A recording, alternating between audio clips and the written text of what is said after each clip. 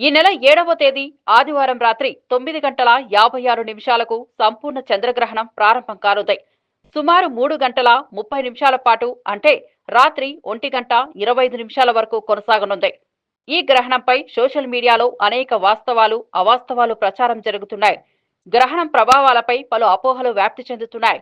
ఈ నేపథ్యంలో ప్రముఖ పంచాంగకర్త, విశ్వ హరిహర పీఠం వ్యవస్థాపకుడు బ్రహ్మశ్రీ పెద్దింటి సూర్యనారాయణమూర్తి గారు ఒక వీడియో రిలీజ్ చేశారు. ఆయన మాట్లాడుతూ ఎలాంటి భయోందోళనలు ప్రజలు పడాల్సిన అవసరం లేదని స్పష్టం చేశారు. అపోహలను నమ్మకూడదని, శాస్త్రీయంగా పంచాంగ ప్రకారం ఇది సహసిద్ధమైన ప్రక్రియ మాత్రమేనని తెలిపారు. చంద్రగ్రహణం సాధారణ ఘటనగా భావించి ప్రజలు నిశ్చింతంగా ఉండాలని సూచించారు. ఓం నమ శివాయ, ఓం నమో నారాయణాయ. నేను మీ పెద్దింటి సూర్యనారాయణమూర్తి, పంచాంగకర్త. అందరికీ నమస్కారం. ఈ నెల సెప్టెంబర్ నెల 7వ తేదీ ఆదివారం భాద్రపద శుద్ధ పౌర్ణమి రోజున చంద్రగ్రహణం సంప్రాప్తి అవుతోంది. ఈ చంద్రగ్రహణం రాత్రి 9:56 ప్రారంభమయ్యి మధ్యరాత్రి 1:25 వరకు కొనసాగబోతూ ఉంది. 7వ తేదీ ఆదివారం రాత్రి ప్రారంభమయ్యేటువంటి గ్రహణం పూర్వభాద్ర నక్షత్రంలో మేషలగ్నంలో పడుతోంది. మనం ఈరోజు సోషల్ మీడియాలో చాలా విస్తృతంగా దీనికి సంబంధించినటువంటి విషయాల్ని ప్రచారం చేస్తూ ఉన్నారు. అనేకమైనటువంటి అపోహల్ని. దయచేసి వాటిని నమ్మాల్సిన అవసరం లేదు.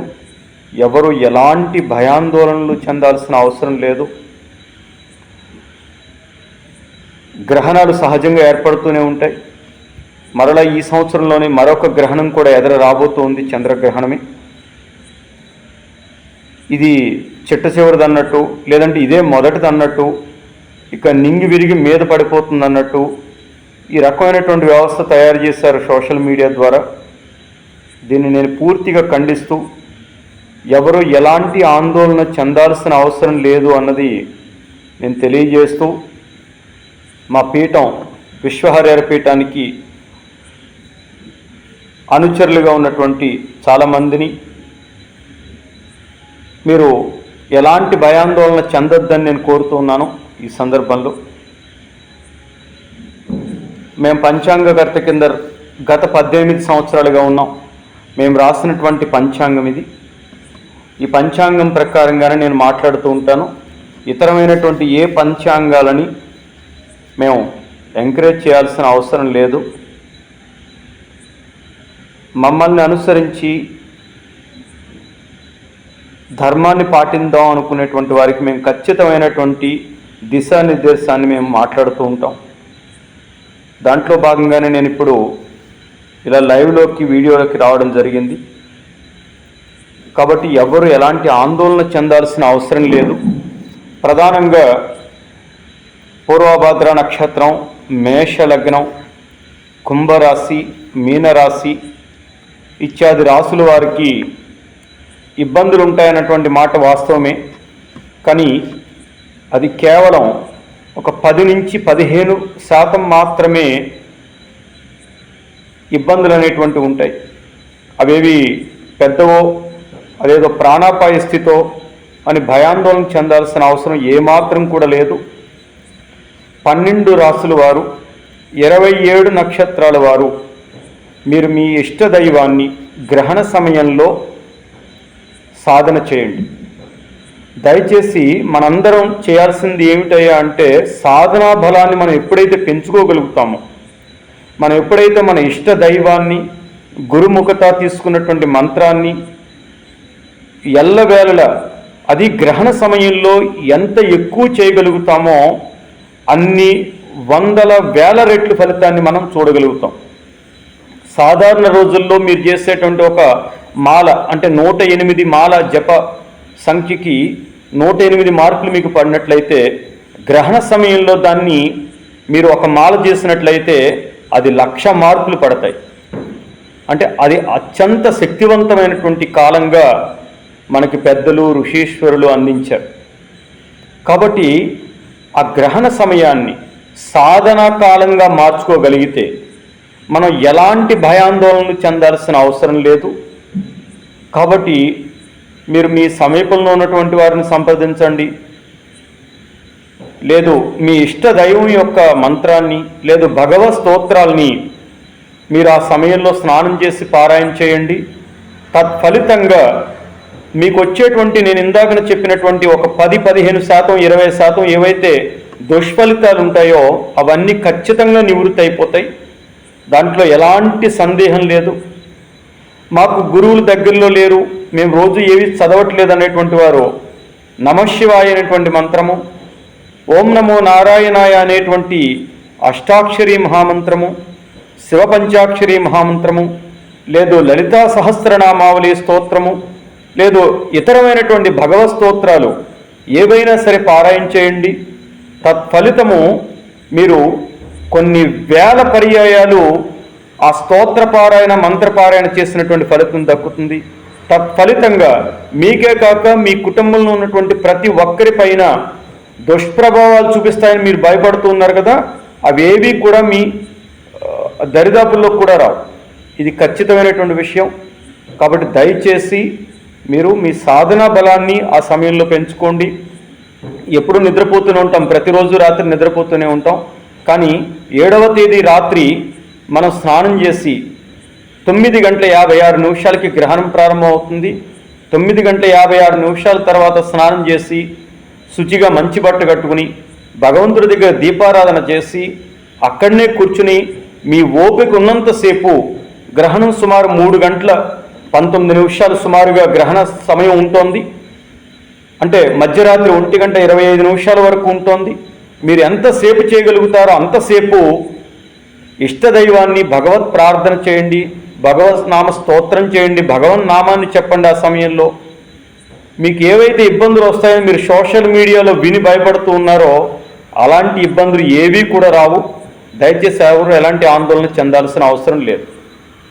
మీకు అంతగా అనుమానం ఉన్నట్లయితే మర్నాడు ఉదయం మీ దగ్గరలో ఉన్న శివాలయంలో కానీ మీ దగ్గరలో ఉన్నటువంటి విష్ణాలయంలో కానీ వెళ్ళి స్వామివారి దగ్గర మీ గోత్రనామాలతోటి అర్చన అభిషేకాది క్రమాలు చేయండి. ఇది సరిపోతుంది. అంతే తప్ప సోషల్ మీడియాలో ఏవేవో విని మీరు భయాందోళన చెందాల్సిన అవసరం లేదు.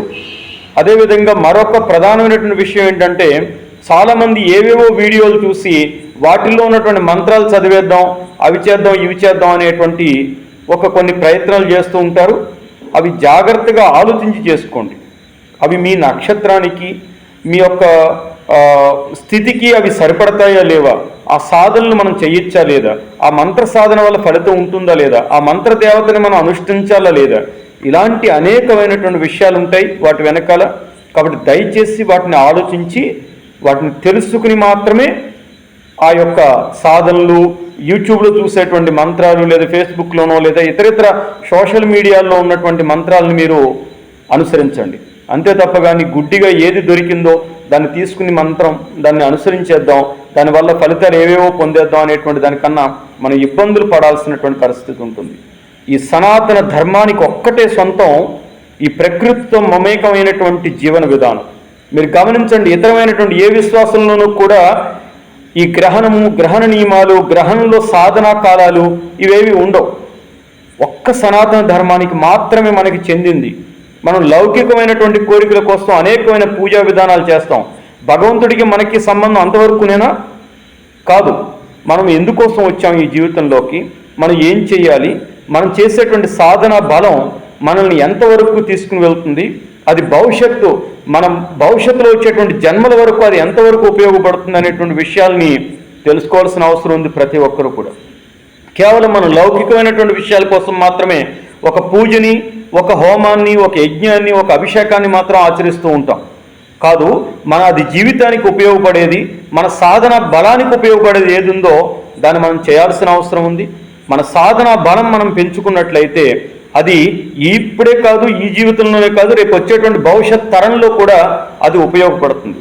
మన సాధనకి మనం ఉపక్రమించేటప్పుడు ఆకలి, దప్పిక, వేడి, చలి ఇలాంటివన్నింటినీ కూడా భరించాలి. మనం వాటిని భరించే స్థితిలో ఉండదు మన మనస్సు. అది అబద్ధం.